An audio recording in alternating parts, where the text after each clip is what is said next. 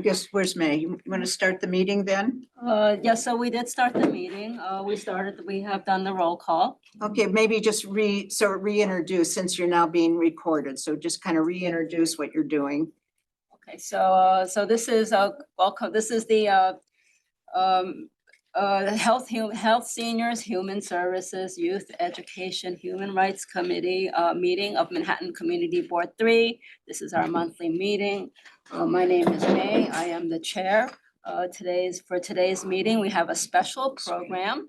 It's a panel discussion on bridging the needs of the homeless, the unhoused, and those facing housing instability within Community District 3. We have planned to have 6 panelists. Just now, we heard one of our panelists had to leave.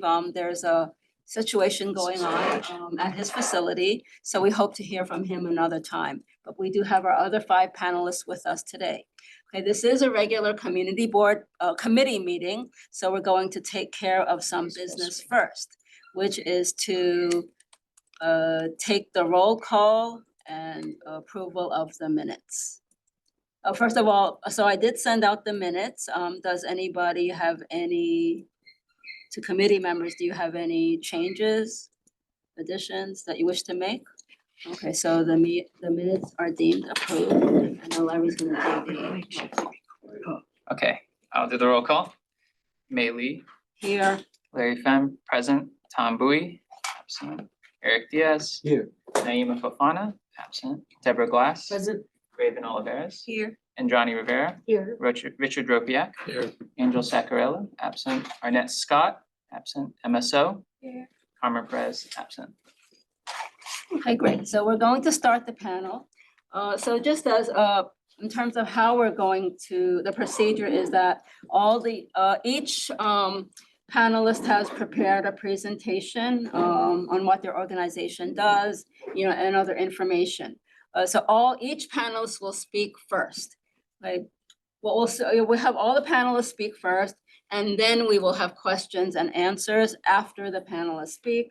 I will be calling on people for the questions and answers. Just to let you know, I usually call on the committee members first, and then I move on to the audience, and then we can go back and forth. Okay, so we will start with Chanel Kitt from Henry Street Settlement. Yes, thank you. Thank you for having me tonight. My name is Chanel Kitt. I'm here representing Henry Street Settlement, and I'm the director of our Connect program. In thinking about the mission of Henry Street Settlement, our mission is to open doors of opportunity to enrich lives and enhance the future of Lower East Side residents and other New Yorkers, of course, through a broad spectrum of social service, arts, and healthcare programs.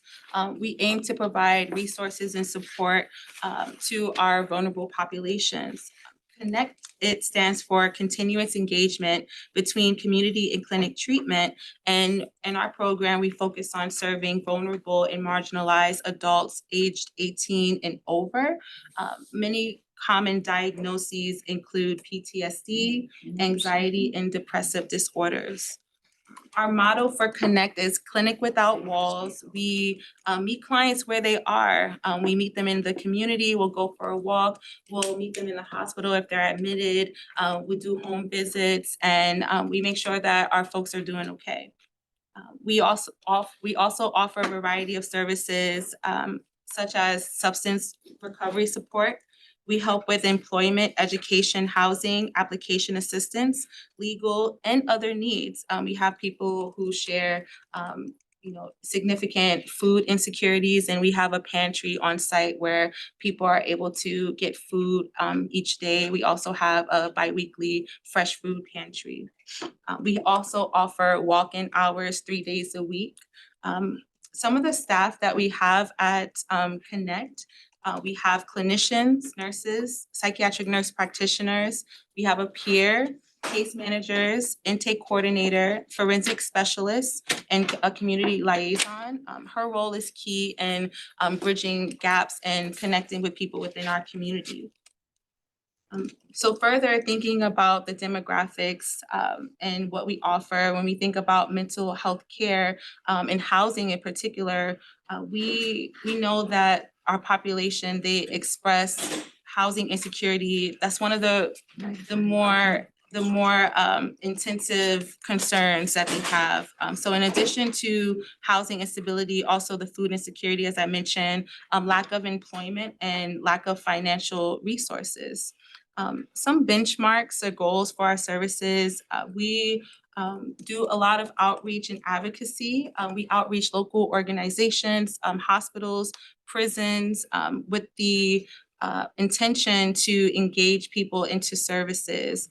So some key prime populations include assertive community treatment step downs and also criminal justice involved individuals. Something that I would like to do that I can't do at the moment, we want to have larger facilities so that we can accommodate more staff and clients with the goal of offering more services. Also more funding to increase services offered. And we also would like to have additional staff such as more case managers and more administrative support to continue the great work that we're doing. In thinking about practices or how our program has changed post-COVID, we recognize that there's a need for more flexibility in engagement with our folks.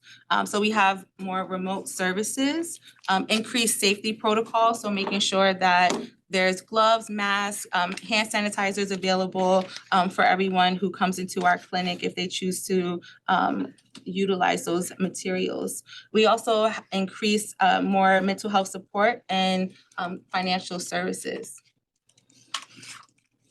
Also, in thinking about post-COVID, we know that with the transition to with the increase of in-person services, our staff,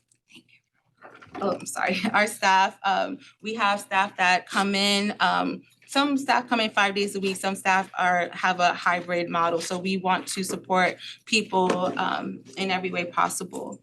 Some statistics, as I was doing research about homelessness in New York City, since 2020, New York has reached the highest levels of homelessness.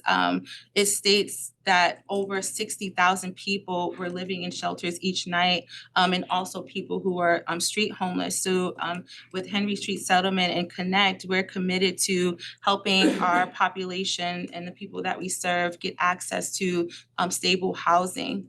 I brought some materials here with me today, and one of the materials is our annual report that we're provided with annually.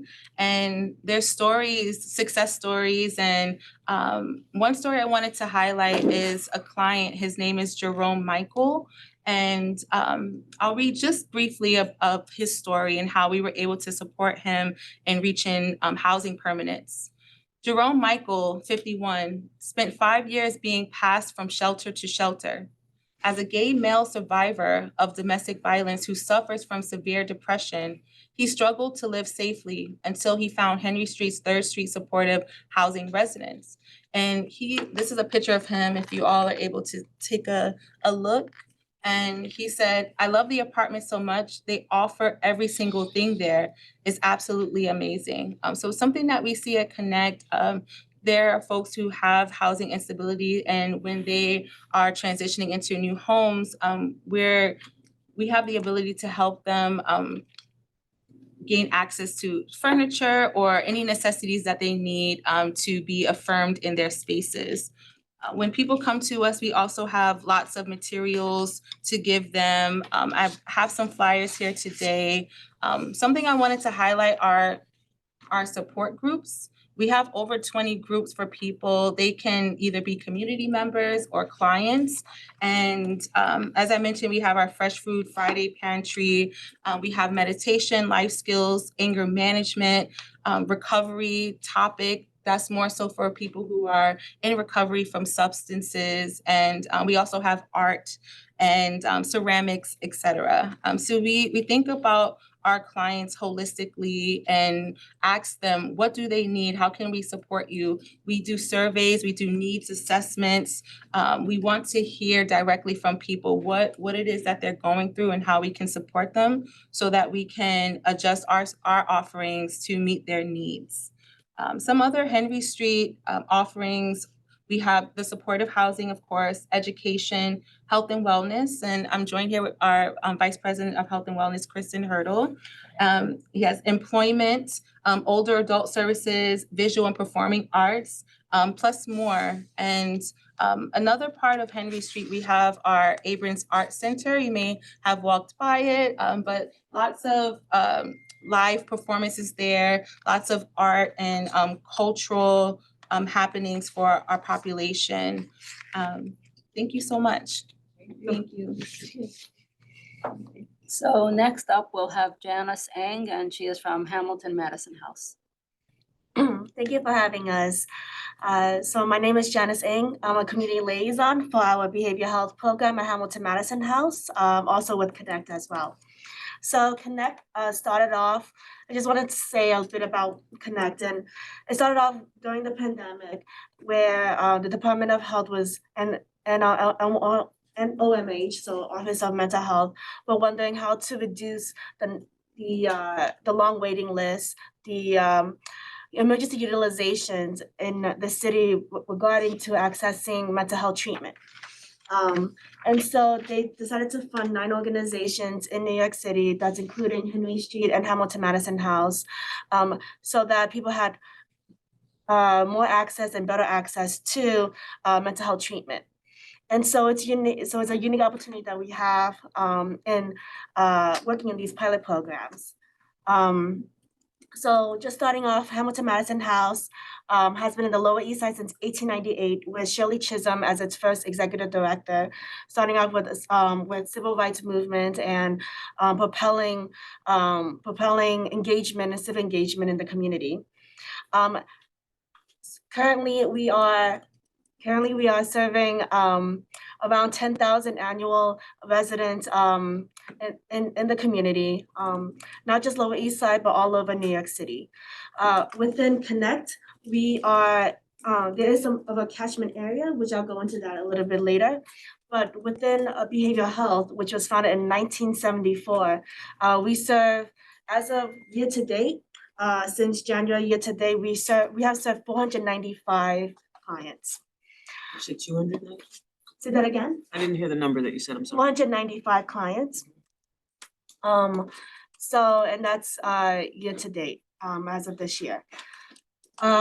We have, in regards to our behavioral health programs, we have PROS, we have our Article 31 outpatient mental health clinic. We have a Southeastern clinic, which has certain language capabilities such as Vietnamese, Cambodian. We have a Korean clinic, Japanese clinic, as well as our outpatient, which has English, Cantonese, Mandarin, and other dialects as well. So also, in addition to that, we have a substance use counseling program, which serves 18 and above. Our mental health outpatient can serve 14 and above. With Connect is an extension of these programs, of our outpatient mental health, where we can go out into the community, especially those who have severe diagnosis, who have severe mental health illness, who can't even come out of their homes, who find it hard to organize their provider appointments, who are not able to seek mental health treatment. So many of the severe cases come to us. We get referrals from Mount Sinai, from different hospitals, from Gouverneur, so that we can actually go to their homes, go to the community, meet them where they are. And our team is composed of, we have an RN, we have a nurse, we have psychiatrists, case managers. We also have clinicians, therapists that can go to, that's a whole team that can go to their homes as well as in the office as well. And we can also do telehealth too. So that's something that's been more something since post-COVID, doing more telehealth appointments. And so we actually, when we do an intake with them, screening intake, we also ask them what their goals are, what their treatment goals are, so that they have autonomy over their treatment. We also, one of our Connect goals is to improve attention and to reduce emergency utilization. So comparing comparing numbers, we found that when it came to billing events, the general typical individual that utilizes emergency utilization, so emergency inpatient hospitalizations and such, is around 1 per year. After they graduate from Connect or post Connect, it's actually down to 0.19 per year. So we know that it is effective what we're doing because we're treating people like human beings, which we're checking in with them, we're taking their calls every week. We are helping them manage their appointment schedules. Sometimes it's a safety concern, so we even take them to the doctor. We've had a veteran who didn't know how to access their veteran benefits. So navigating the complex healthcare system. We've had people who are homeless, housing unstable, right? And which is the point of this panel here, and who have not been able to, because of language, because of their mental health symptoms, haven't been able to find a place to live, find a safe haven even, how to access a shelter. And many times they're not able to, navigate their core issues, which is housing, food insecurity, childcare, because they're not able to, they're not able to navigate their mental health treatment because those housing issues, the food insecurity is in the way, and they need to navigate that first. So if their core fundamental needs are not being met, then it's hard for them to also seek treatment. That's why we have a case manager, a nurse, a psychiatrist, our team of people that can do all of that simultaneously together with them. So I also wanted to state that we can also do workshops. So during COVID and even nowadays, we also have an increase in hate crimes, more stigma towards the mentally ill, more stigma towards the homeless. And so our Connect team can also take in, can also host and lead workshops by request. So as of now, we've actually done workshops for different organizations. We are also doing workshops for those in the community so currently we also did a few during AANHPI and Mental Health Awareness Month in May. We do also have a priority for those who have been discharged from hospital inpatient services, from ACT teams. There actually has been times when we've gotten people from the waiting list on the ACT team, and because they haven't gone back to the hospital, they've been taken off of ACT team. And so we want to make sure that they're getting the kind of treatment that they need. So that's something that we continually are dealing with. We are also talking to New York State Defender Services, re-entry services. We tend to get referrals from Rikers. And we want to make sure that when they're situated back into society, that they're situated well, that they're getting their needs met as well. Yeah. When it comes to our referral services, it's a really easy referral. Just contact us, fill out a referral form, and then we can update the referral source every step of the way. We can also coordinate with the family members if it's a family member who has referred them, who's concerned about their loved ones, and making sure that they are getting the services that they need. Thank you. Thank you. Okay, so next we have Maxine Wu, and she's with the New York Foundation for Senior Citizens. Hi, everyone. Thank you for inviting us. I'm Maxine Wu. I'm the Assistant Director of Programs at New York Foundation for Senior Citizens. And I'm here to represent the home sharing program today. But New York Foundation has been around since the late 60s. And the home sharing program specifically has been around since 1981. And what it is basically it's a free matching service for share mates. So one person we call the host, and they have a spare bedroom or multiple bedrooms in their homes that they would like to fill with guests who we would be helping to find for them. And anyone 18 and over in any of the 5 boroughs can use the service, but one person in the match has to be 60 and older. So what we're doing is we're doing the screening, the application process was part of our screening process. And then we're also interviewing both the host and the guest on their preferences. We're making sure checking references and income. And based on their preferences and the assessments that our social workers do, we would be referring them to one another to see whether they would like to live together. And by so doing, we're sort of creating affordable housing because there's a spare bedroom or multiple spare bedrooms in this host home, and they get extra income out of it. You know, it helps them maintain their home. And then it's also creating, you know, an affordable housing placement sort of for the guests. So we serve all 5 boroughs, so we have hosts in all 5 boroughs, mainly in Queens and Brooklyn right now. So one of the challenges we've been facing is that more and more of our guests are looking to live closer to the city, especially post-COVID when people are having to return to the office. They want to cut down on their commute time, of course. So, but most of our hosts are located in the outer boroughs, further away from Manhattan.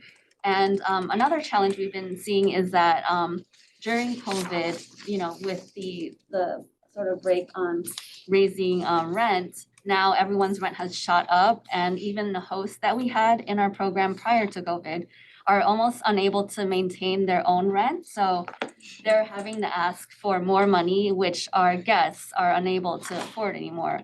You know, prior to COVID, I would say the average range that the hosts were asking for was between 600 and about 1,500 throughout the city, but now we're seeing the lowest rent is probably about 800 and all the way up to like 2,000 in Manhattan. So the hosts are only able to ask for half of what they pay in rent. So we do ask for leases to ensure that they're not asking for an unfair amount. They can ask for a little bit more for utilities and things like that. But if they own the home, though, they can ask for whatever they would like. We always try to ask them to look in their neighborhood to see what their neighbors are asking, because obviously if they're asking for way too much, it would be difficult for us to help them find a guest. But yeah, so basically this process is that we're referring people. No one's obligated to say yes to the other person. We're sort of facilitating the whole thing. And we put the 2 people in touch with one another. Typically they speak on the phone first. We can sort of coordinate a conference call if they don't feel comfortable. And then the next step would be a match meeting if they decide to move to the next step, where the guest goes out either to the home to take a look at the space, or they can meet outside at a coffee shop or something if that they feel more comfortable. We've had people meet at the library and things like that. And then, you know, at that point, the guest and the host will often have like a couple hour discussion, get to know one another and decide whether they would like to move forward together. And they don't always make the decision on the spot, especially if one person doesn't feel comfortable with the potential match. Our social workers are always here to do like mediation and things like that. Oftentimes the guests might give the host an idea that they might want to move forward, but then they'll tell us, you know, it's not a good fit. And then we can sort of do the mediation between them and smooth things out between the host and the guest. And then both parties, we would continue looking for another person until they find the right fit for them. And then if we get to that point, we can help facilitate what we call a license agreement. So it's a legal document. It's short, but it was crafted by one of our lawyers. And it just spells out the terms of the move-in, like how much the guests will be paying, what day of the month they'll be paying, utilities, what's included, if there's anything that the guests will be providing in terms of services. That's something I didn't mention, but because it's not so common these days. But sometimes the host will ask for a service exchange in which they would be lowering the amount that they're asking for in exchange for some services in the home. Sometimes it could be as simple as being in the home after a certain time because they don't feel safe being alone in the house, you know, after 10 or something. Or sometimes it's just, you know, they want someone to watch television with or to take them out to the park once in a while or to doctor's appointments. And sometimes people will ask for a little bit more involved help, like maybe escorting to a senior center or you know, helping with cooking or grocery shopping and other errands. But they would be offering a discount on what they would have asked, like half their rent, in exchange for those services. So that would be included as well in the license agreement, and it would be spelled out pretty clearly, so they can't ask for more after they go into the agreement.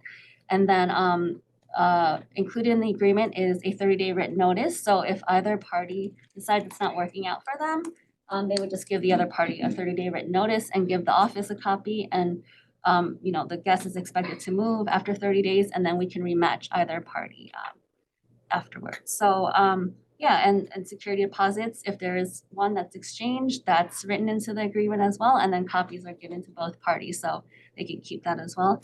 And then after the move-in, we do a little bit of follow-up to make sure that the move was smooth. And then you know, we kind of just wish them well, and if they have any issues that come up, we're always there to provide mediation. So we can do a mediation meeting with the host or guest, or if one person doesn't feel comfortable, you know, talking it out with the other person, we can help them, you know, like the same with the match meeting, we can tell the guest or the host, you know, it's not working out and this person's gonna be planning to move out on such and such date. And then we can again help look for a new guest or a new host for the other person. So that's pretty much the program. It's been around since 1981, and it's been pretty successful. We have a few hosts and guests who have been together for almost 20 years still. We did a study last year, and we would say like an average of 2 years or so for our hosts and guests. So some have been together a very long time, and to the point where the guest was on a waiting list for senior housing and they were called off. So they were using our program as sort of transitional step between you know, having their own apartment. And a lot of people come to us because they're retiring and they want to save up for retirement or cut down on their costs. So they go into that, and then once they're off the waiting list for senior housing, then they can move into that, and it helps them save money all along. So it's a great program. It, you know, creates affordable housing. It helps relieve feelings of isolation or loneliness for the two people involved, promotes companionship, and yeah, it's just, it provides security as well, especially for those people who don't feel comfortable living at home, or they have their children move out after college, or maybe they lose a spouse. So it's, yeah, it's a great program. So anyone 18 and over can use it. And we're in all 5 boroughs, and one person in the match has to be 60 and over. Well, I'm sorry, were you also planning, that's great. Were you also planning to talk about the George Daly House? I supervise George Daly House. That's a transitional shelter in the East Village. It's for people 45 and older, singles. The referrals have to go through DHS, so it's difficult for, I guess, for me to like do any outreach or anything for it. But yeah, it's a shelter. It's a small shelter, 80 capacity, and we serve 3 meals there every day. It's, like I said, for 45 and older, so it's kind of a special population. A lot of the clients there are, you know, on fixed incomes because they either have medical issues or they don't work, they don't have jobs. So I guess our biggest challenge there because it's meant to be transitional for us to help them find housing in the community, is that a lot of them don't work, so they don't really have an income. So I would say our clients there are in shelter for longer than probably other clients in shelters where people are working and have other sources of income and things like that. Okay, so next we have Leo Wilson, and he's with Street Work, right? Street work, Or yes, Lower East Side. yes. Thank you so much for that introduction. I want to appreciate everybody for being here and doing this work. It's difficult work. So I'm with Safe Horizon Street Work. Safe Horizon is a larger organization who's been around. This year will be 40 years. So they have a plethora of programs inside of Safe Horizon. So we have hotlines of domestic violence, community programs, child advocacy centers, and then you have where I work, which is Street Work. I'm the program director of the Lower East Side location at Street Work. And so Street Work was founded in 1984 as a response to juvenile sex work at 42nd Street. Right now, we have one overnight shelter in Uptown in Harlem. We have one drop-in center in Harlem, and then we have one drop-in center in the Lower East Side, which is the one I operate. So we provide an array of comprehensive services to a diverse population of youth, representing all races, ethnicities, sexualities, and gender identities.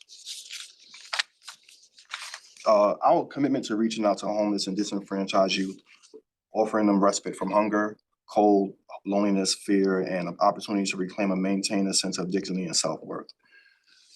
So I'm just trying to get off the slides a little bit and really talk about what we do at the Lower East Side Center. So basically, it's home for some of these youth. They're homeless, especially currently, we're seeing a lot of migrants. We also at our site and Safe Horizon as a whole offer outreach. We have an outreach van that goes to all the boroughs, and that operates at the PM hours. And then we have our program, Street Work Lower East Side, that operates our outreach between the hours of around 2 p.m. and 5 p.m. as overnight does, like actually overnight, drop in with the truck. We walk the path of Tompkins Square Park, St. Mark's, Union Square, Washington Square Park.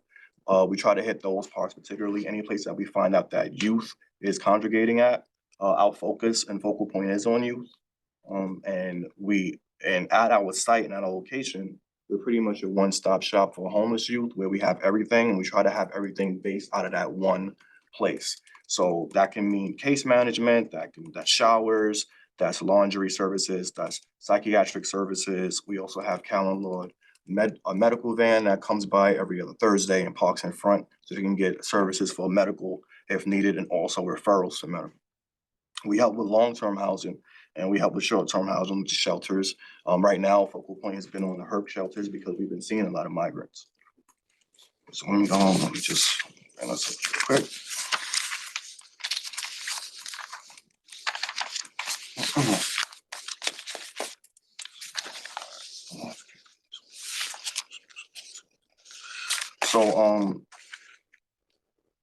So some of the things that I guess lead to the homelessness of our youth is abusive households, poverty, family rejection due to sexuality or gender identity are known factors contributing to it.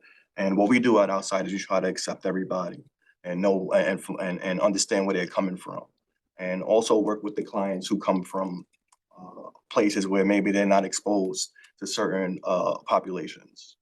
We come across this a lot, where we have to interact with perpetrators of crime and victims of crimes, and trying to marry the two in a way where they both where we can still working with both of them, and it can be tough. So I do give kudos to a lot of our case managers on site and therapists and things like that we have operating out of the Lower East Side and Harlem location. A big factor in some of the homeless youth is also substances. And at the Lower East Side, we put a real focus on substance use, and our outreach is based pretty much for substances. And so we'll be out there on outreach. Our team is looking for youth who are engaged in substance use, where we can give out some Narcan, we can take youth syringes, and try to get them off the street and get them out of the parks, and also let them know that there's a place where they can seek services when they're ready to obtain them. Meet with our people to work out getting on methadone or any type of help that will benefit them. We also have alternatives to that as well. So we partner with Juan Cortez, which is our acupuncturist, and he helps with acupuncture, Reiki, and alternative medicines that some clients use instead of going the route of using methadone and things like that.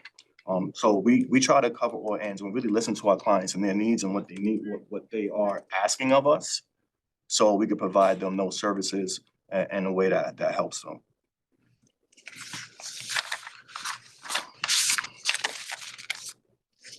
So some of the things to look for when coming across a homeless youth, because a homeless youth is going to look different than a homeless adult.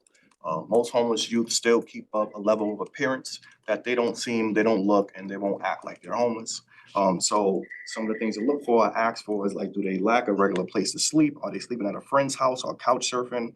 Are they riding the subway or staying on the street? Are they trading work or sex for a place to stay? Are they living in a car, sleeping in parks and abandoned buildings or other places?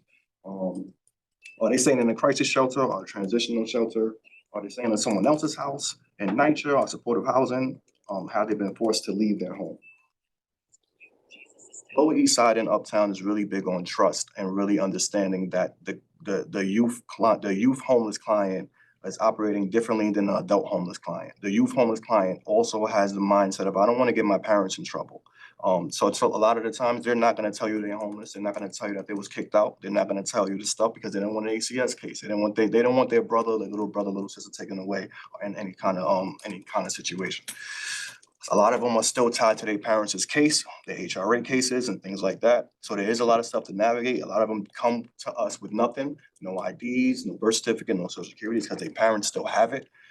So you have to first build up a level of trust with our young clients so they can share this information with us, so we can start the process and work with them in a way that's beneficial to the client, which comes first, and also understanding that they have maybe siblings or maybe still have a love for their parents, but they don't want to get those people in trouble.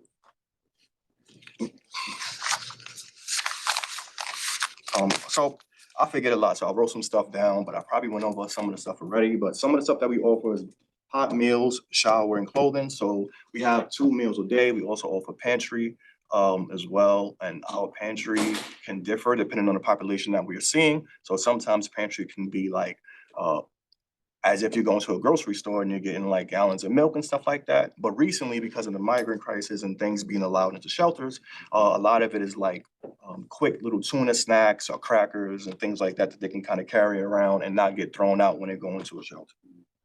We have mental health, so supportive therapy and psychiatric therapy, psychiatric care. So on site, we have a therapist. Right now, we're looking for a therapist, but we will have a therapist, and we also have a psychiatrist as well, so they can get their prescriptions written on site and go to the local pharmacy that's around our area to also pick it up. We have legal advocacy. A lot of the times, we will refer people out to legal teams depending on what they're working on. So we also have the medical, which is the Callan Lord. We also run supportive groups out of our site. So this is a lot of sexual health groups, a lot of groups about first time moving in. I think that most of us here probably take advantage of the fact that we've been housed almost all our life or close to. And there's a lot of things that a person who's homeless, that's been homeless since they were 17 and then moves into an apartment at 22, they don't know, they don't understand. So that's simple stuff like washing dishes, paying their Con Ed bill on time. One of the biggest things that we come across is companionship. And what I mean by that is if I am homeless and my brother right here, we homeless together, and he moves in first and he brings me with him, and now I'm not leaving, he doesn't know how to tell me to leave because I had his back when he was on the street that whole time. And now that he has a place and I feel like I looked out for him, I have a place as well. So also boundary setting is big too. So it's a lot of work with working with the homeless youth and getting them housed. And it's a lot of work after they get housed as well. So case management, wellness activities, we do offer yoga as well. We took a break from yoga for the acupuncture, but we're hoping to get yoga and acupuncture together. Meditation, nutrition, counseling, and of course, the sexual health education.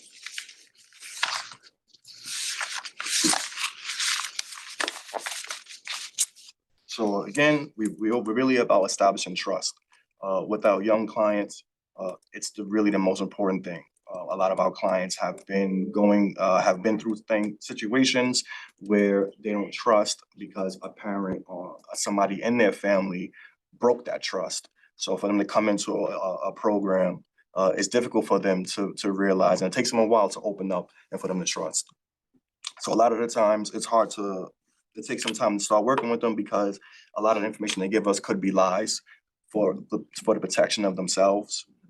So we have to really break down those walls, meet them where they're at. I know we heard that a few times, and I think that's a big part of all the work that we all do here. It's meeting them where they're at and really letting them know like, hey, we're here for you. We're gonna do our best. We're gonna work with you the way that we can, that doesn't interrupt your life more than it already has.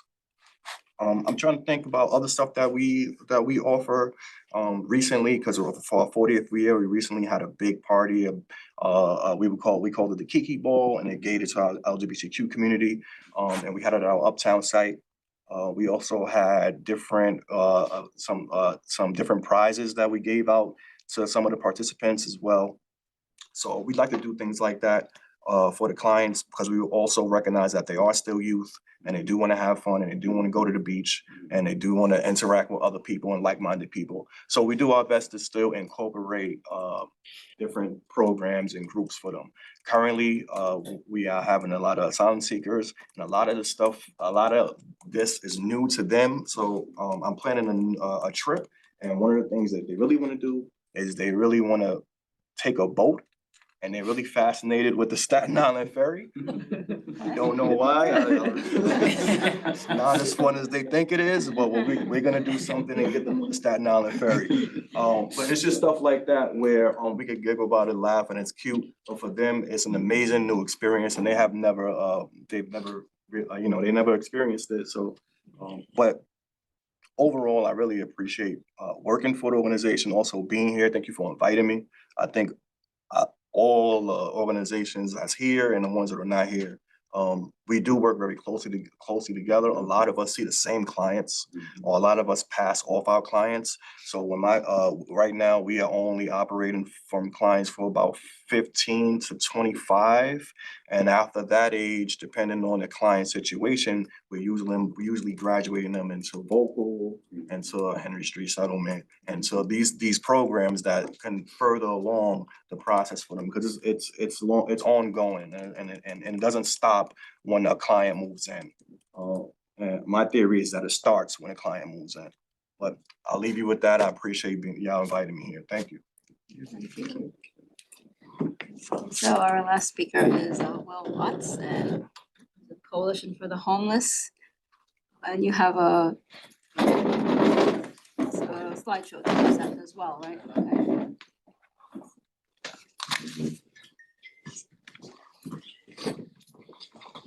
I apologize, occupational hazard. Can't get away from the slides sometimes.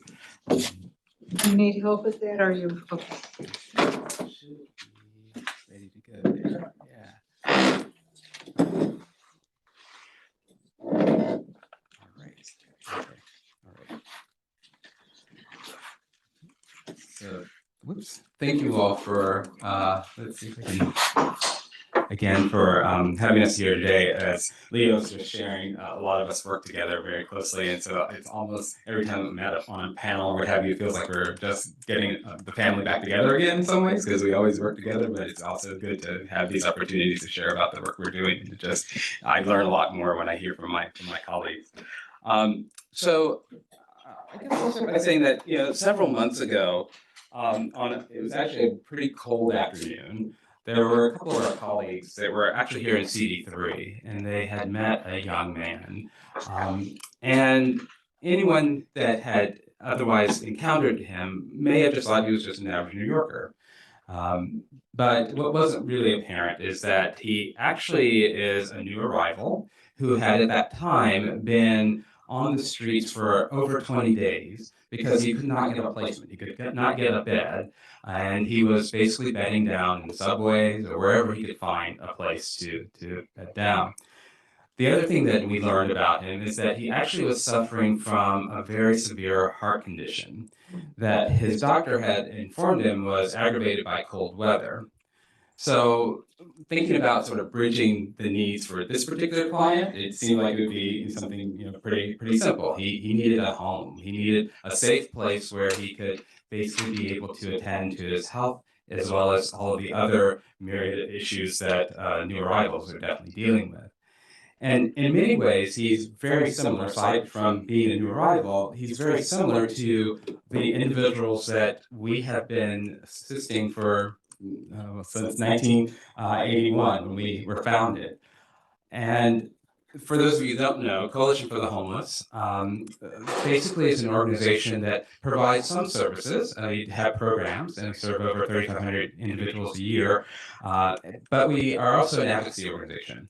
And our advocacy is informed by the programs we provide, whether it's our crisis services, some of the work that we do with whether it is individuals seeking housing or individuals that are trying to navigate the shelter system. But we also are the court-appointed monitors for the DHS shelter system. So that gives us a particular insight into sort of how the shelter system is working, and thus give us a different vantage point through which to advocate on behalf of those who are unhoused. Needless to say, and I think one of my colleagues had mentioned earlier that the number of homeless folks has grown substantially over the years. Just in the last couple of years, that has grown significantly, partly because of the new arrivals, but also, as my colleague shared, because of individuals who have been in shelter without an exit plan, without an ability to exit shelter. Some of the stats here that you see suggest that as of just March, the total population of just sheltered homeless, so just those who are in the city's care, is about 147,000. And that consists of about 50,000, children, about 50,000 single adults, and about that same number of adults and families, whether they have minor children or not. And as you can see from the graph, there is a steep incline that happens around the time that the new arrivals begin coming to the system, but that's not the full story. The numbers on the slide may not be very clear to see, but it's clearly around anywhere from around 70,000 before the new arrivals came in. And then COVID kind of distorted numbers a little bit because of the way in which people were accessing shelter. But nonetheless, we know that it was largely a reflection of the fact that people were staying in shelter for long periods of time. Right? The stats that we received from just last year suggest that the average length of stay for folks in shelter is over 400 days. And if you are an adult family, it's over 700 days. And we even think that those numbers are probably deflated on some level over the last year because new arrivals are probably leaving shelter at a faster clip than our longer-term New Yorkers.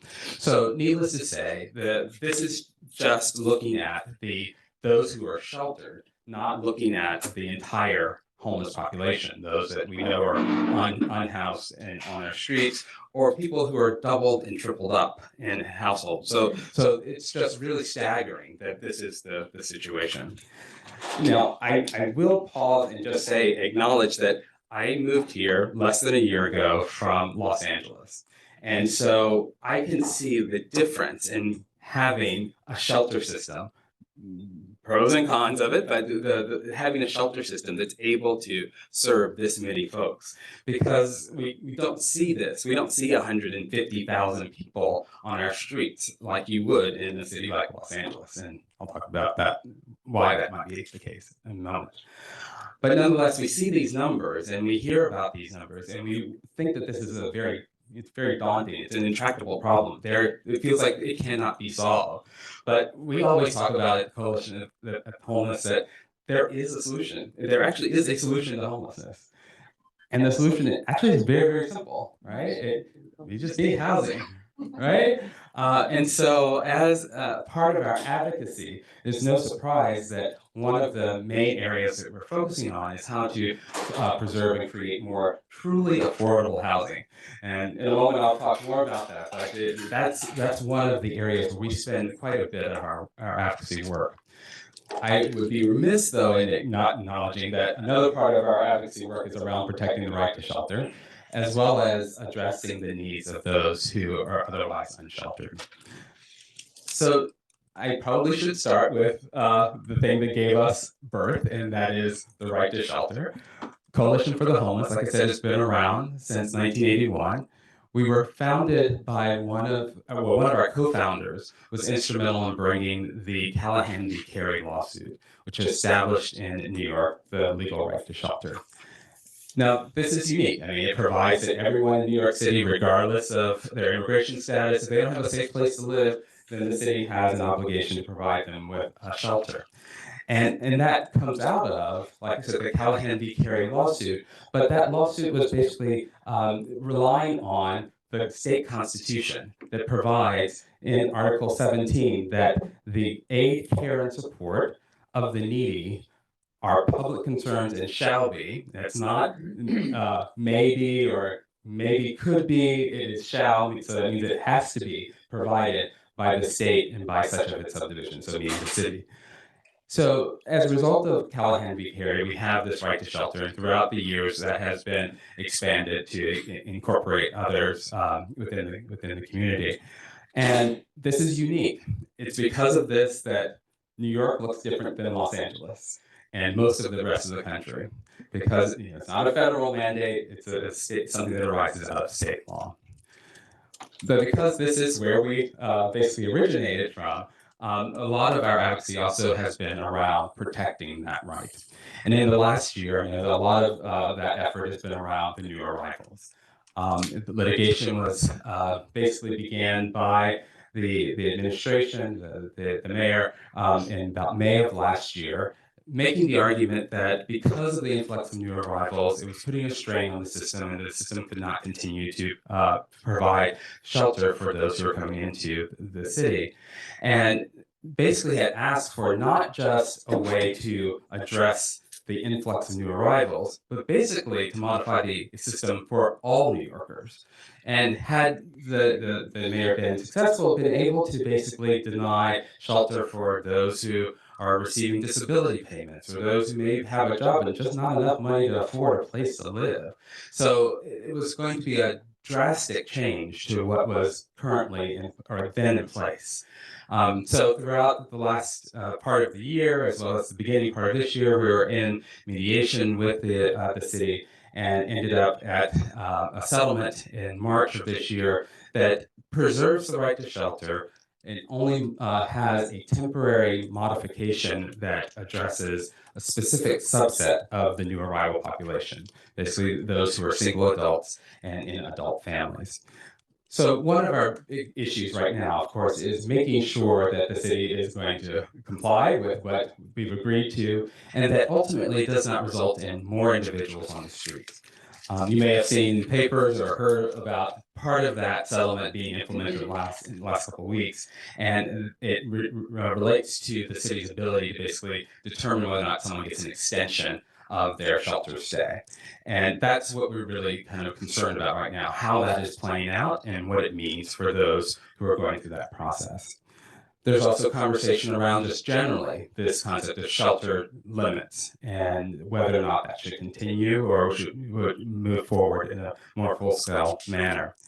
One interesting statistic, I guess I should share, is that oftentimes we talk about how the new arrival population consists of about 60-some-odd-thousand individuals, right? What is not often talked about is that 60,000 is largely families with children. Actually, about 50,000 of that is families with children. The settlement only, like I mentioned earlier, addresses single adults and adult families. So it's a small fraction of the new arrival population.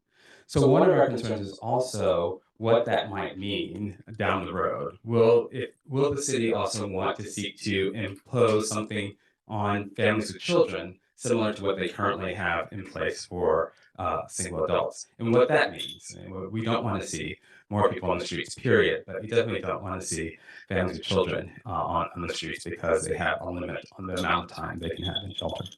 So those are some of the things that we're definitely looking at with regards to new arrivals. One other very interesting statistic that I'll just throw out there. Because of our position, we have the opportunity to receive a lot of data around what's happening in the system. And towards the end of last year, on average, about 3,000 new arrivals were coming into the city every week. There were fewer than 3,000 leaving every week. So that was helping to increase the numbers. I mean, that was driving the numbers up. Beginning this year, so in January of this year, we began to see that there was a significant reduction. There's actually only about 1,500 on average coming in every week.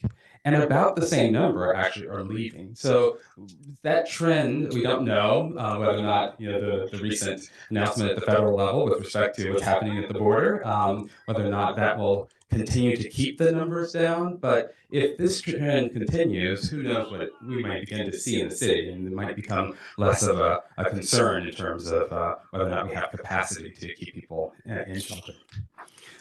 But like I said, that's just one of the elements that we tend to focus on. We also are concerned about housing. And one of the areas that we're really concerned about is housing for the folks that need it the most. And meaning, from our vantage point, those who are at the very low end of the income spectrum. There is not enough housing for homeless households, or what are often referred to as ELI, or extremely low income households. So think of individuals who may be making $32,000 as a single person or less, or a family of four that might be making $46,000 or less a year. I mean, for those households, there is not enough housing. I think there was a vacancy study that came out last year that showed that for apartments under $1,100, renting for $1,100 a month, there was only a 0.39% vacancy rate. Basically meaning there's no vacancy. You just can't find an apartment at that level, which is a reduction from, of course, past years, reflecting both not only the demand, the need for that housing at that level, but that we are not investing enough to create enough of that housing such that there's enough to go around. So part of our advocacy efforts is around how do we get more housing, whether it's supportive housing or specific units that are dedicated to ELI homeless households. And related to that, I know there's a lot of conversation now around what's called the City of Yes. And we're glad to see that there's conversation around how we get more housing in the city. We need it on all income levels. We need housing, right?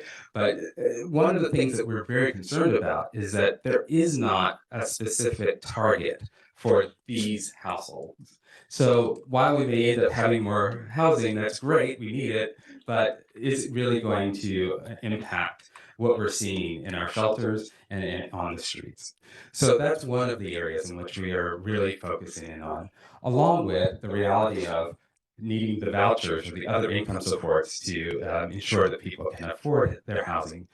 And as we've seen with the opening of the Section 8, the NYCHA waiting list, I mean, the fact that it has been, people have applied at the levels they have already demonstrates that there's clearly a desire and a need for some type of voucher or other support. And it just goes to show that we need to make sure we're thinking about how we can make that available, whether it's a Section 8 voucher, a city voucher. I know that there were efforts at the state level to have this housing access voucher program that did not prevail. But we're always focusing on also thinking about how do we make sure that people can afford the housing. It's not just enough to create the housing. And then we're also thinking about, excuse me, going the wrong way here. Let's see.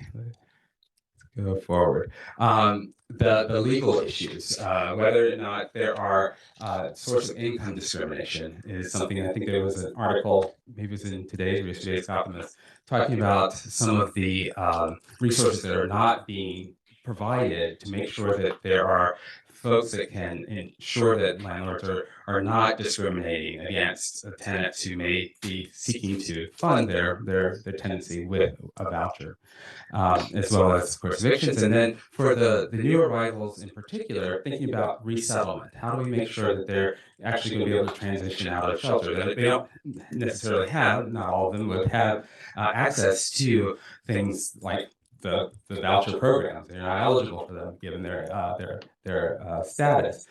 But there is this state program called the Migrant Relocation Assistance Program that the governor had put in place that would allow for a certain number of households to basically be resettled throughout the state. But yet it's only, I think, resettled a couple of hundred of households. I think it's like 283 families when the governor committed to like 1,250 families being resettled.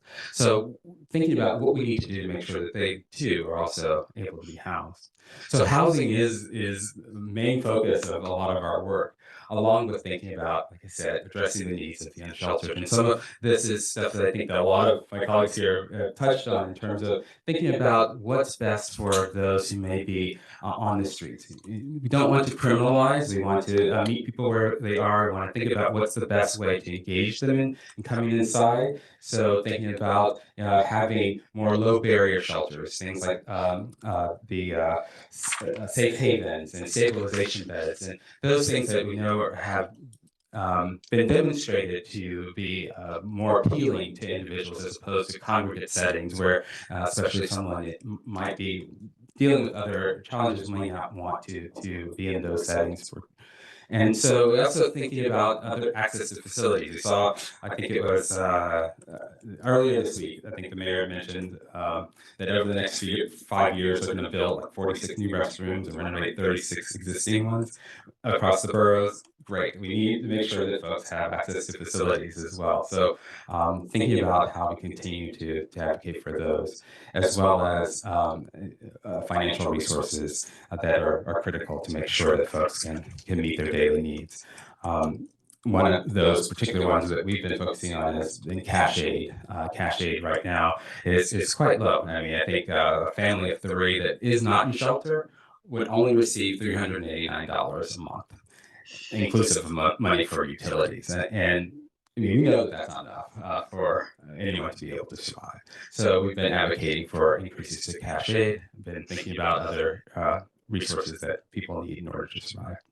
So go on and on, but I'll just stop there and just say that, you know, basically it comes back to, we always think about how do we work ourselves out of a job.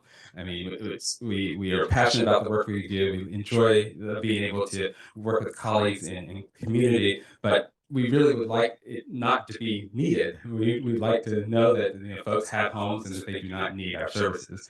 So we know that the only way to get there, though, is if we have homes for people to live and the supports that they need in order to be able to thrive. So that's Coalition for the Homeless, and that's our contact information if anyone ever needs to put someone in contact with us. Thank you. Thank you. Okay, so now we will open it up to questions. We will start with the committee, then we'll go to our in-person audience, and we still also have some people on Zoom, right? Yes. Okay, so I saw some hands raised. Richard was first, Susan was second. Richard was very fast. Faster than you, Susan. It's okay. Richard. Two questions. One specifically for the senior program. Do you folks, I'm aware of the existence of NORCs. Do you interact with the NORC organizations? So we don't, Hamilton Madison House does have a NOIC, a community and supportive housing, and senior residential housing dedicated to NOIC. We do interact with the staff there as well as the community, so we do get referrals, yes. Okay, so the NORCs are aware of the works that you folks do. There are many NOICs in the city, so we are always trying to partner with more. Well, NOICs, yeah. Good that in the city, I was thinking of the community board 3 area, more or less. We hope to, yeah. They do know of us. Regarding our services, we can Connect itself, regarding our staff, we can't really handle Alzheimer's and dementia, certain cases, but we can handle more of the severe mental health, which is like schizophrenia, bipolar, personality disorders. But we are always willing to meet and partner with them. So, but some of them do know of us, yes. And I was interested in hearing about the apartment sharing program. So does your organization interact with NORCs? We've done presentations, outreach to NORCs. They should be all aware of us, yeah. Okay, thank you. A broader question for you folks. We have the 3rd Street Men's Shelter. Nobody mentioned that specifically as you went through your presentations. Is there any kind of interaction with the 3rd Street Men's Shelter? Yes, at Henry Street Settlement, our Connect program, we do a lot of outreach, and the 3rd Street Men's Shelter was one of the places where our community liaison, our peer, and our intake coordinator, they went to visit for, to see what's going on, see how we can offer services to them, and just thinking broadly about other shelters in the area that we visit. Also Project Renewal, going there and seeing how we can interact with them and offer our services to them. Thank you. Susan? Thank you. So it always appears to me that we have sometimes a lot of duplication of services and then gaps. And one gap I've come across recently, another new gap. And this was based on how many of your clients, I was wondering, of people you're working with, how many of them end up in the court system, particularly because substance abuse, mental health issues, and it seems like there's more services for youth, but not for adults. And I was particularly trying to get neighborhood defenders to help, because what we're trying to do is look at individual cases and try and help them, direct them to services so we could find out what is available. And it seems there is nothing available for adults who are homeless, who are on the street, who are ending up in Rikers or staying on the street but without help. And, like I said, there is, we have Avenues for Justice and we have Streetworks, but I don't see anything we have for adults. Do you know, well, one is, do you find this an issue with people that you're working with, that they need these services that will help them in dealing with the court system, with their legal issues, but also wraparound services? So do you deal with that at all? Do you have any places where you refer people? At Henry Street, we have our neighborhood resource center, and we're connected to New York Legal Assistance Group. So if we have a client who is concerned or needs assistance with any legal help or advice, we will refer them over to NRC and they'll be connected.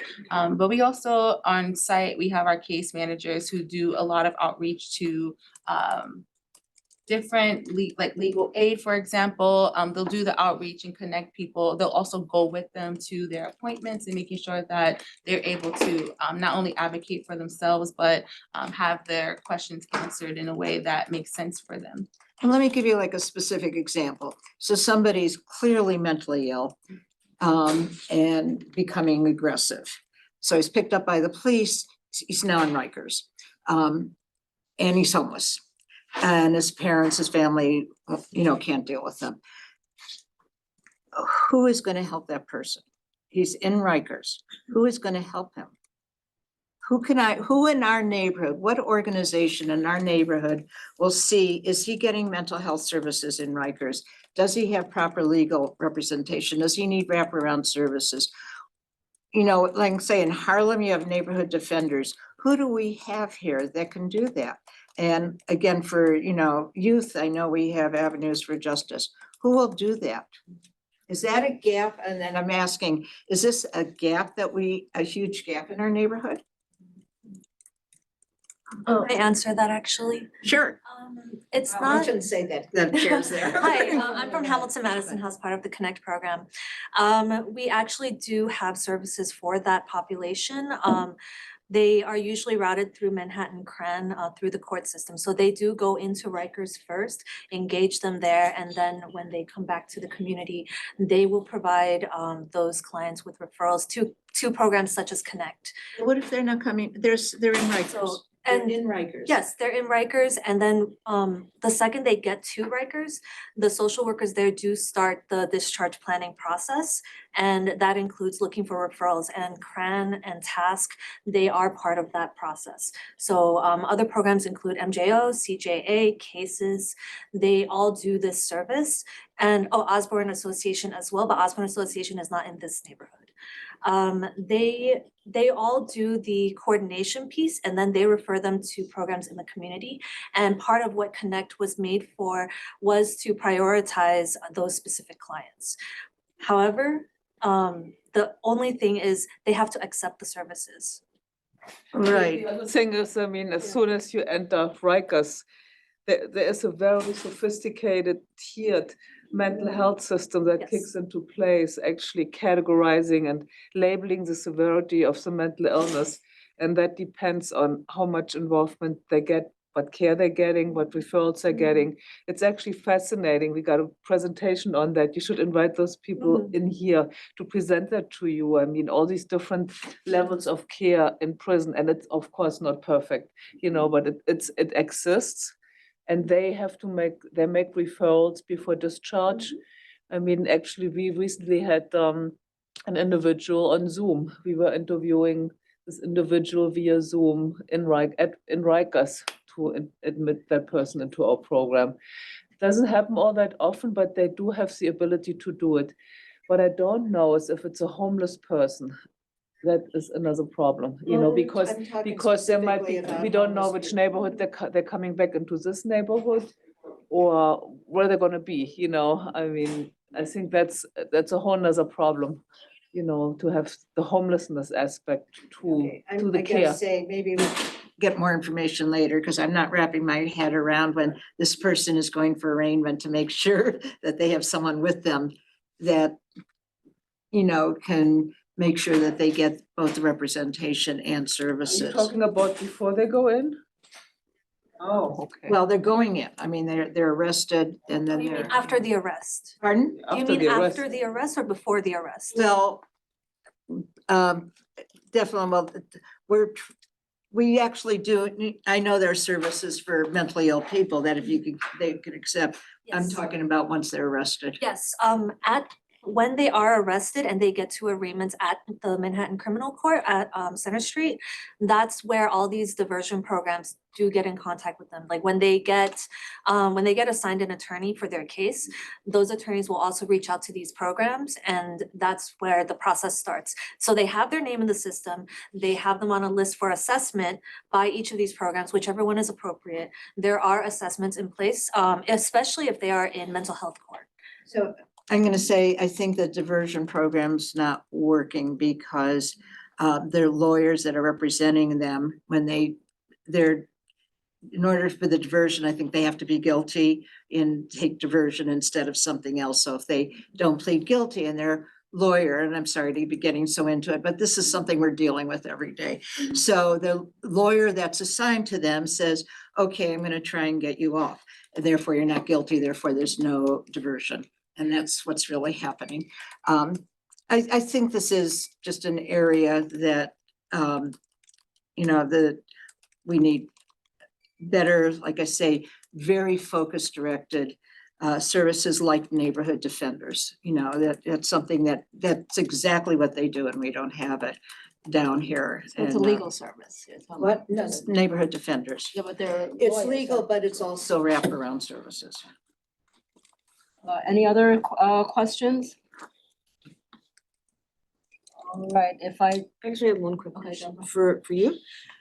How do, I guess I sort of missed that part, but how do seniors connect with you? How do they hear that there's this program that, you know what, my house is empty? How do they typically find Yeah, you? I mean, that's something we struggle with. We're constantly doing outreach, but still so many people don't know we're around. We do presentations, right now, a lot of virtual presentations, but we'll send posters to libraries, to community centers. We're in touch with like hospitals, anywhere, you know, that we've actually worked with Department of Finance to do presentations with their homeowner programs as well. Everything and anything, well, we've done like senior fairs, community fairs. Yeah, and a lot of the referrals do come from like or New York City Aging, and also 311, and social service agencies that do know about us, and NORCS, you know. So.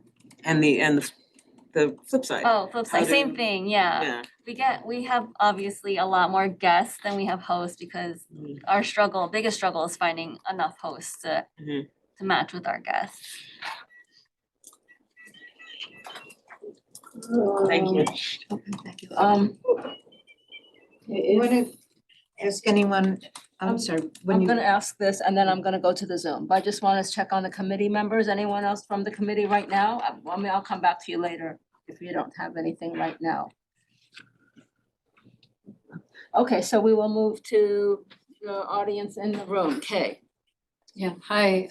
First, thank you for the presentation and mostly the heart with which it was done. The park that is right here, a lot of us who've lived here since the late 70s saw this park. This used to be a high traffic drug area. It looks like it's resurfacing again, and we are getting younger and younger, especially around the area called the Pit. There's more and more open shooting up. There's more and more open sales. There's needles everywhere. And part of what I'd like to know is what your various catchment areas are. But we're kind of dealing with we have 2 migrant shelters alongside the park. We have one on Grand. We really tried to have a safe haven, and it was rejected because people were pushed and I think and terrorized about it. And I think in fact it would have made the neighborhood safer. But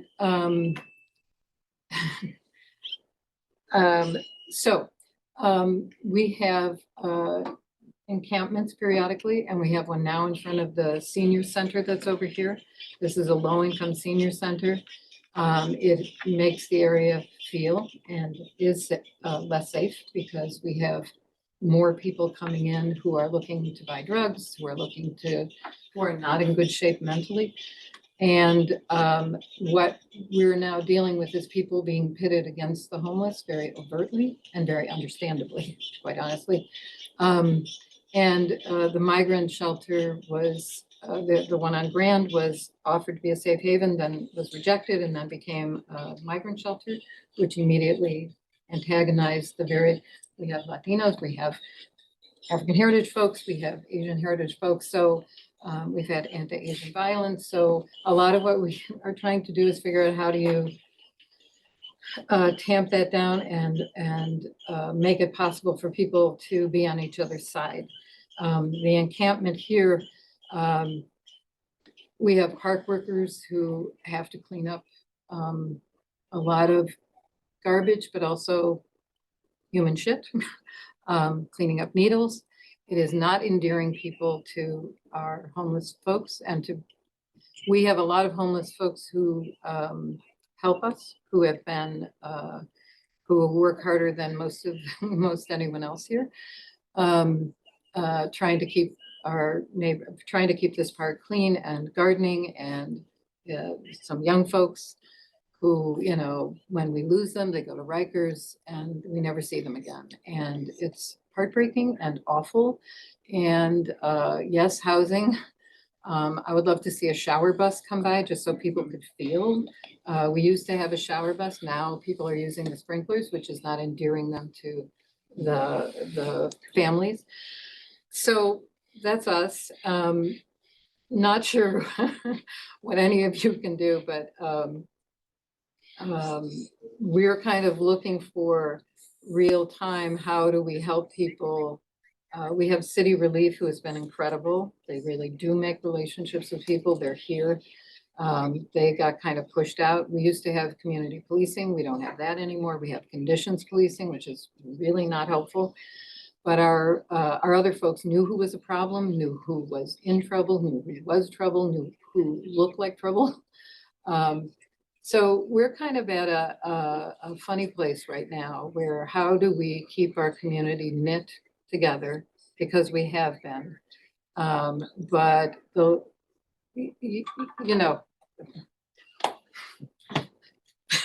solve it. But I have to say in particular, the youth who are winding up younger and younger, surrounding the Pit, all races, openly shooting up, not a great scene. Well, thank you for your comment. I hear the hurt. So I know that is something that's definitely a challenge. I'm somebody who started working from ground up work my way up to program director, so I'm somebody who experienced outreach.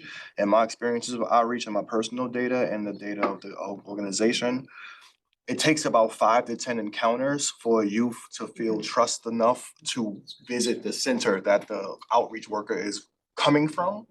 So like, unfortunately, it does take some time. Our team is out there, and also I want to add to, like, when this is over, I'll definitely get you information because and Susan knows that we've been having a lot of trouble finding staff. But recently we did hire a harm reduction coordinator, so his role is just this type of stuff. So he's only been in for about 3 months. So I'll get your information and I'll share it with him, and then we can all come together and maybe do an outreach. And you can really let us know that area. Yeah. And we can go do that with our peer team and also with the harm reduction coordinator. But again, I will add that, like, it is gonna take some time, unfortunately, because most of the youth that are out there, they usually do not leave or seek services indoors until like a few, like 5 to 10 encounters. Then they'll say, all right, I'll go to your center, I'll check it out. So it does take some time, but what we can do is we can perform an outreach out there. Right now, we on outreach about 3 times a week. I want to also be honest, and our outreach team is contracted to do different areas, but our base is the Community Board 3 area. So most of it will be there, so you fall into that category. So we can at least do that about 2 times a week. And we could provide maybe some fit packs, which will clean up some of the dirty syringes. Housing Works does come and, but yeah, Yeah, we're familiar with Housing Works. They also have that same path, I believe, but different days. So you know, we could do our best like that, and hopefully, because it's youth, eventually they'll come into our center, and we can try to provide them services for long-term housing. I also want to add too, with working with youth, and I know for a lot of us, it is like not the norm, but some youth, some people, they prefer to live nomadically. They prefer to live like that, and they prefer not to be housed. We call them travelers in our industry. So like sometimes there's some other youth, they're not gonna leave. They're gonna stay here when it's hot, and then they're gonna leave when it's cold, like, and go someplace else. So you know, but we'll do our best, and definitely I'll get you information so we could. can I also just say that around the bathrooms thing, that, we will also have some people. Yeah, I just we'll learned go that to we the don't side. have a lot of time left in this room. just that the bathrooms are So- locked now because people are shooting up in them. Yeah. So that, you just need to know that. Yeah. Okay, great. So I just learned that we don't have a great deal of time left in this room. Although we did start late and it wasn't our fault. No, well- However. Well, the meeting was till 8 and it's 8:50 or 8:20 now. Yeah, we started half an hour, at least Yeah, half an hour That's late. why we're going, yeah. So, we also, I know you have a question and we also have 5 people on the Zoom. Yeah. So for those of you have, are watching this virtually, if you wish to ask a question, please raise your Zoom hand and you will be, brought up to I'll allow bring the them to question. talk, yeah. Okay, so there's no Zoom hands raised yet, so, you know, please raise your hand if you have a question. Okay, so since there are no Zoom hands raised yet, Oh, I have one. oh, there's a few. Yeah. Okay, there. What's she saying? Can panelists share their names, titles, and contact information? Definitely. That's what she's asking. Oh, okay. For you, I think that I work a lot with youth in the community. I worked in a teen center, and I think communicating with the teen centers in the Lower East Side is very important because some of our students go there for just to bother us, but they do go there for refuge. And I found some of them that are homeless and some of them that are in the system. So some of them that I even help apply to college, and because they are in the system, they get to go, you know. So I know that communicating with a lot of shelters, not shelters, teen centers will be good, and especially the high schools too. So we do outreach to the high schools too, when we communicate with high schools and see, because high schools, you know, they spend so much time with the students, they know them better than they know themselves. And then when you refer through them, they trust better. Yeah, so I know Many Cancer Center has a teen center. I know BCG has a lot of students who are from our centers that go there. So I think communicating and outreach in the teen centers, they won't be scared enough to go because you're already coming into their spaces. And the teen center only allows like, positive and good things for them. That's why they have all these activities for them, but they're actually open to and they go to it because they trust. So I think that those will be interesting outreaches for You you. work with homeless? I work with I used to work with the teen center, Many Cancer Center, but I still do have contact with the families and everything that they there, and we still do events for them there too. Oh, fantastic. I'll definitely look into that and I'll get some information from you. Definitely, for sure. Thank you. Right. Are we done with the, Yeah, there was one question about asking contact information, but I put in the chat. If you'll send me an email, I'll send everybody's name and information. Which agency does homeless outreach to the Delancey area? We haven't seen outreach teams come out to the Well, if I, SDR area. so if I can say, Goddard Homeless Outreach does go to SDR several times a week at the minimum, as well as the other organizations. If you call 311, within an hour, you will get outreach, if you give a location on that. But the city has a contract with Goddard Homeless Outreach in the area, and they are absolutely in SDR Park, Tompkins Square Park, and wherever there's homeless people constantly. any more questions from the committee? I have just one more. Okay, yeah, just one, because we already asked one. Okay, one more.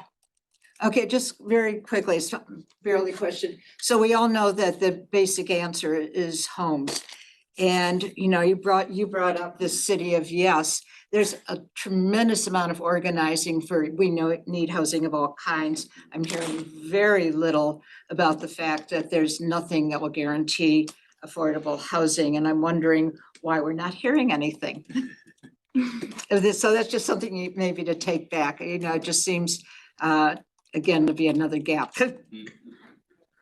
I actually had a question about the migrants, and it was for Leo, because I know when we first contacted you about this, you made it sound like that's all you were, that's all you were seeing, all you were doing, and the other youth the other population that you traditionally serve, somehow they were less, or We had almost, they disappeared, or they're just less, or is it just the other numbers are so overwhelming? no, they didn't. All right, so being that we have the outreach that operates out of Streetwork Lower East Side, we're starting to see more youth, American youth on outreach than we did before. But in our location, at our site, because again, the people we see on outreach, they don't necessarily come to our site, they're not comfortable enough yet. So at our location, we're almost exclusively asylum seekers now. Like I would say maybe 98% asylum seekers. The reason that is it becomes a battle of you're taking our resources. So for the clients who used to come, they maybe feel like, all right, it's overcrowded. It's a lot more of the migrant, like the regular clients who would come, we wouldn't see as many and they wouldn't stay as long. So they may come in, take a shower, get some food, and they leave. But a lot of the asylum seekers with nowhere else to go, they stay there for the whole duration of when we open, and they also using a lot of the services.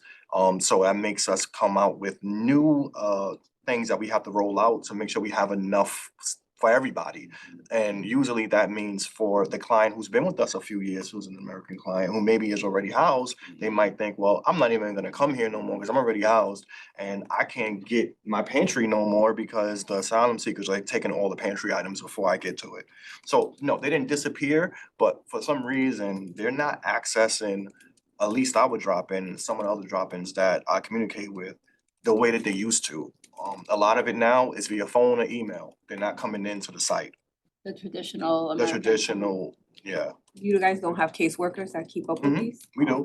So we're communicating with some of them via email and stuff, but a lot of them, once they get housed, there's a duration where we don't see them. They're enjoying their space, and then they'll come back with something that arises and we'll handle it remotely. So would you say you would, I mean, you know, I don't think these, there may be less coming because of the Biden, you know, policies, but do you need more, do you see yourself needing more funding, or does the funding that you have kind of really is it suitable for serving the migrants? Because of So I think if you ask anybody here, I think we all say we need more funding. yeah, it sounds like a lot more people, you know, But I know so, what yeah. you're saying, and thank you for mentioning that, because you asked the question that made me think, that's interesting. You was asking about the jail thing, and I think currently what we're seeing is a lot of migrants getting tickets and having court dates because they're hopping trains. So like, yeah, we need more funding, and now we have to, as a program, we have to adjust how we roll out our services because it's not the same anymore, right? Now we're dealing with migrants who may have, migrants that have immigration status, and now they're limited to what they can access or what can they do, and then also that we are running out of the stuff because there's so many of them that now like our 100 or 200 metric cards we gave out is not lasting us a month or 2 months. It's lasting us maybe a week or 2 weeks. So they're hopping trains, they're doing what they have to do to survive, and they're getting tickets and summons, and they're getting things happening to them within surviving out in the street and the elements. We got a lot of them into HERC shelters. The one that you mentioned, a lot of them are in there that work with us. But there's a rotation for that.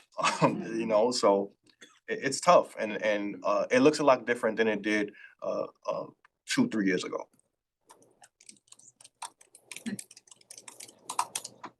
Tricky one. Okay. He's there. Okay.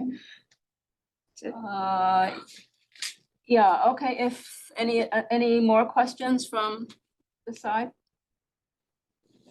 From the committee? And the Zoom, the folks on the Zoom? There's nobody has their hand up. Okay. I just have one more question for Senior Fund, the home sharing. I was just wondering how easy it is. You have an apartment and now you're bringing in another person. Doesn't it involve the landlord and the lease and co-op and applications? And it doesn't seem as easy as pack your luggage and go in there. Do you help with that? So we don't actually get involved with the landlords. We ask for a copy of the lease and it typically says whether or not they're allowed to have a roommate. And if they do, then we proceed. We don't get involved with landlords. Co-ops, yeah, they have to go through it's a couple month process at least. Yeah. But we don't have so many co-op owners, I guess. If I know this from my building, there would be a scandal. Yeah. That would be reported and it would be like, are you running an Airbnb now, Yeah. So I think even that becomes tighter and tighter in the housing world, that you can't even have creative solutions like that anymore without getting into legal issues now, so. And especially if you're senior, you're probably kind of turned off by the prospect of going through all that, trying to share.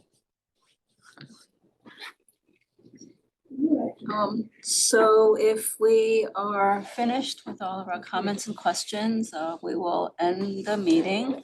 I know for the panelists, I think most of you had submitted something in writing. But if you have anything additional, please send. Actually, that's what we want to see too, because we have a recording, but we'd rather, have it written down too. We do try to capture some of that. We are doing our district needs and our budget priorities, and we try to capture that. So we will, I think, also probably be back in touch with you about that too. Okay. All right, so this is, so now we will have the final roll call and to adjourn the meeting. All right, I will take us away to the vote to adjourn. Mei Lee, Yes, here.